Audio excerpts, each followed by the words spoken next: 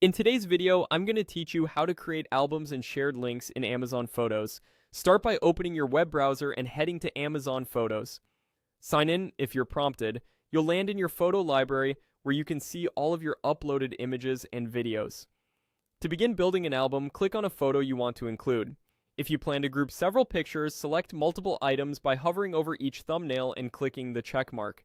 If you don't see any check marks, make sure you're in the main library view and that at least one photo is selected. Amazon Photos only shows the next options after something is chosen.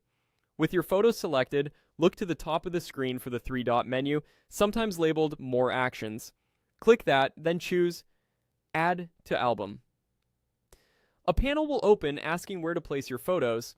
Select Create New Album. Give your album a clear, memorable name, something like Spring Hike 2026 works great. And if you like, add a short description so you'll remember the context later. Confirm to create it. Your selected photos are added right away, and you can continue to curate by opening the album and rearranging or adding more items at any time.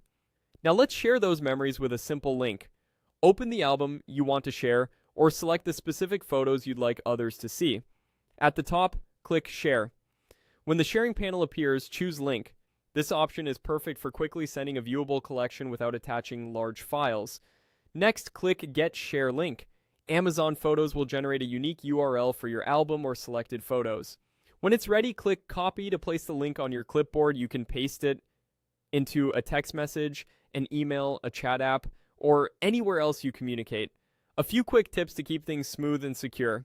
Anyone with the link can view whatever you've shared, so only send it to people you trust. If you add more photos to the same album later, people with the link will generally see the updates automatically, which makes it easy to keep a single link current. If you ever change your mind, you can stop sharing by managing the link from the album's sharing settings. And if you don't see the share button, double check that you're inside the album or that you have at least one photo selected in your library. That's it. Create an album, generate a link, and share your favorite moments in just a few clicks.